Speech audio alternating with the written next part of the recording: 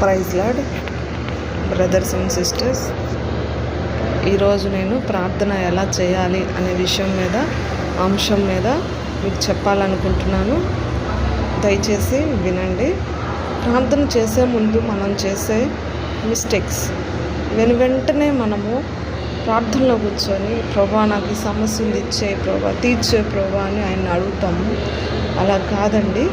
మనం ప్రార్థన చేసేటప్పుడు మొదటగా ఏకాంత ప్రార్థన చేసేటప్పుడు దేవునికి మనము స్తుతుల సింహాసనాన్ని వేయాలి. దేవుణ్ణి మన దగ్గరికి ఆహ్వానించాలి. దేవుడు మన ముందున్నాడు అని మనం చూడగలగాలి. తర్వాత మనం పాపక్షమాపణ పొందాలి. పాపక్షమాపణ అంటే దేవునికి అయిష్టమైన కార్యాలు మనం ప్రతిరోజు చేస్తూ ఉంటాము. వాటిని మనం ఒప్పుకోవాలి దేవుని దగ్గర. ఆ తర్వాత మనము ఆయనకి మన మీద అధికారం ఇవ్వాలి. అధికారము అంటే మన తల్లిదండ్రులకి పూర్తిగా మన మీద ఎటువంటి అధికారం ఉందో అటువంటి అధికారాన్ని అంటే మనల్ని మనము ఆయన చేతికి అప్పచెప్పాలి.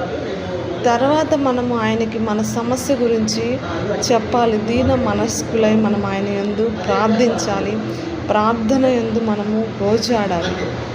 ఒకటి, మనము ఆయనకి సింహాసనం వేయడము అంటే మనం ఎవరైనా ఒక పెద్ద వ్యక్తి దగ్గరికి వెళ్ళినప్పుడు మనం ఆయన కోసము ఎదురు చూస్తాము. ఆయన మాట్లాడే వరకు ఎదురు చూస్తాము. లేదా మన ఇంటికి ఎవరైనా పెద్ద వ్యక్తులు వచ్చినప్పుడు మనం వాళ్ళకు ఒక చైర్ వేస్తాము. టీ తాగుతారా అని అడుగుతాము. అంటే మనము గౌరవిస్తాము. అలానే మనము ఏం చేయాలి? దేవునికి ఒక స్తుతుల సింహాసనాన్ని వేయాలి.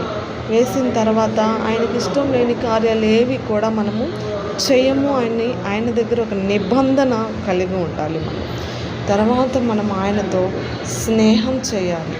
స్నేహం చేసినప్పుడు ఒక స్నేహితుడికి మనం ఎలాగైతే మన సమస్యను చెప్తున్నామో అలాగే ఏకాంత ప్రార్థనలో